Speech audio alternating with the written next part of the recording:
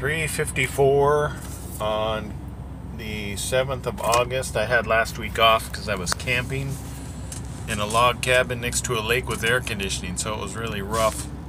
I am at the, I guess, 1-2 miles that way is my secret Taco Bell parking spot, which I've stayed the night at 3 times.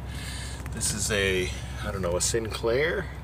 The sign is hidden by the building, but it's right before you get to Monet and turn right off of H onto 60, I believe it is. And I started my day Monday in Madison, Illinois, picking up a new trailer and getting a bunch of gear. I had stuff I wanted to talk about, and now that I pressed the start button, I've completely forgotten. I'm doing a 30-minute break here. I didn't have to, but I was like, you know what? It's going to be a few minutes separating me and the time I'm arriving at my parking spot in Fort Smith at the Maverick Yard. Because I'm going to stay the night there because they have lots of facilities and cars and all kinds of stuff I can use. And then I'll get up in the morning for my delivery and drive 2 miles. Let me show you what I got.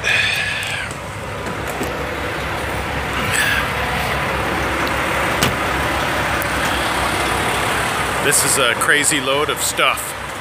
I got these tiny steel coils that all of this stuff is required to be loaded so it could be unloaded from the side of the trailer, because the way we load stuff most often depends on the delivery location and how stuff needs to be taken off of the trailer. I picked this trailer off at the yard, so let me start off by throwing somebody under the bus. I'm so tired of this, I don't care anymore. So whoever had trailer 23024E, they have the gnarliest steel tarps I've seen as far as the amount of damage that I am going to have to repair. This bottom tarp, as you can see, only a part of it is exposed, which is a good thing, because when you get to about here, there's a 2-foot long tear in the tarp on the opposite side, and it looks like they tried to fix it with duct tape, but that stuff doesn't work. And right up there you could see kind of a little tear, and there's a bunch of those on top of this tarp here, but the other tarp that's underneath goes like all the way up to the front coil, so everything's protected rain-wise, not to mention I have 3 canvas tarps covering everything. So now that I've thrown somebody under the bus who I don't know, but somebody at Maverick will know because they can look up who had this trailer last. I have three small steel coils loaded eye to the side or suicide, and then I've got skidded coils here, 2 kind of, I guess they're kind of skidded coils. They're pretty thick. You can see the top of the one and the top of the other one. Pretty easy to secure. And then on top of that, they gave me a stack of, 1 stack of sheet metal, I guess you could say. Covers the center of the deck. It's pretty light, but yeah, this is one of the older style trailers, which I don't mind. The ones I don't care for are the ones that are missing these tracks on the side. Why is that? Because I like hooking my bungees that way on the corners, because oftentimes the tarp reaches from one groove to the other on the other side. So I know Maverick does have trailers that this doesn't exist on the edge. So your hooks of your bungees are just kind of floating here on the edge, and there's nothing to really stabilize it. And so I like that better. Yeah, that's about it. As far as the load of steel, it's only a 400-mile load. I'll be done today about 6 p.m. I figure, maybe a little bit later, which isn't late at all. It's a good time to end. Everybody running their trucks. Sorry.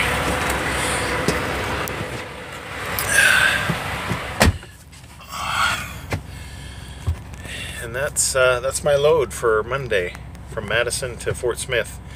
And odds are, since I'm 2 miles away from the Fort Smith steel yard, I will be picking up there. But that's not always the case. I sold my Jeep. If anybody has seen it in any of my videos, I sold it. Because I need to. I feel like I'm going to sneeze, so I'm sorry for the dramatic pauses.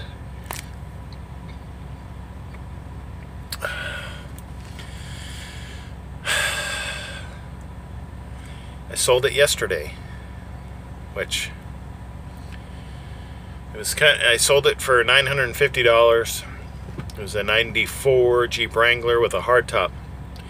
But the rust was so bad on it, I felt that it was a fair price for a parts vehicle. Everything else ran well.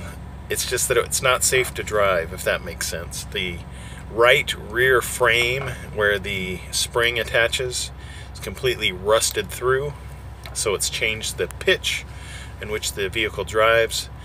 I drove it once a week to and from work, under 55 miles an hour. I'm used to all its quirks, so it never really bothered me. But I didn't feel right trying to sell it as a drivable car. So I advertised it as a parts vehicle that you could drive to your house. Not to mention you get a hard top out of the deal.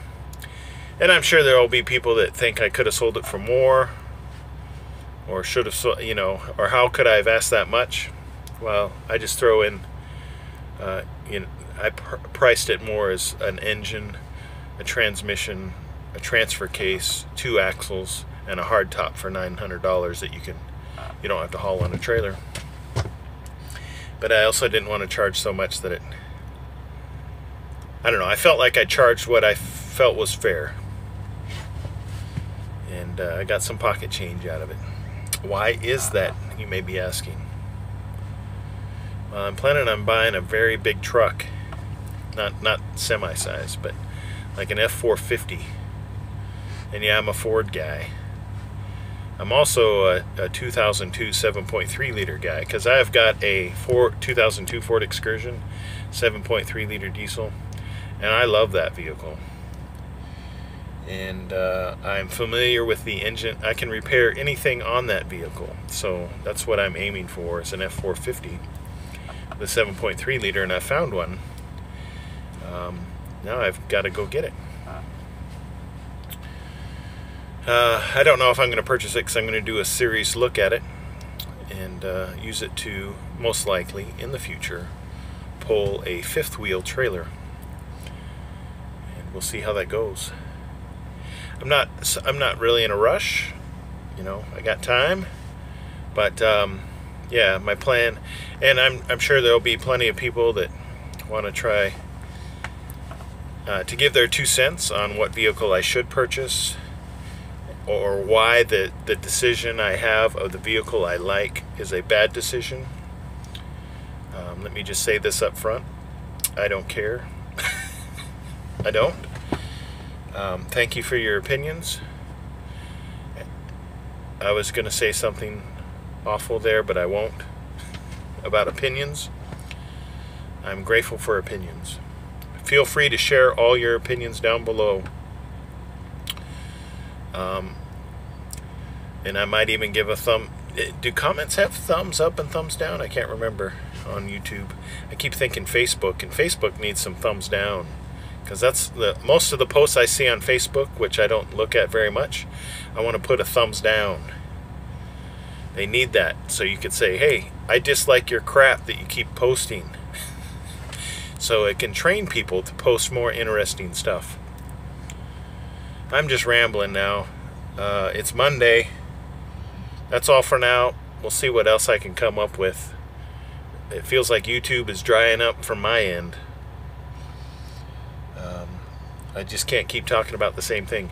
I do feel like I'm really going to do a frequently asked questions video, because I'm really getting a lot of the same questions. And I want to make sure I get them answered all in one video, so I can copy and paste a link to that video to answer a lot of the repeat questions.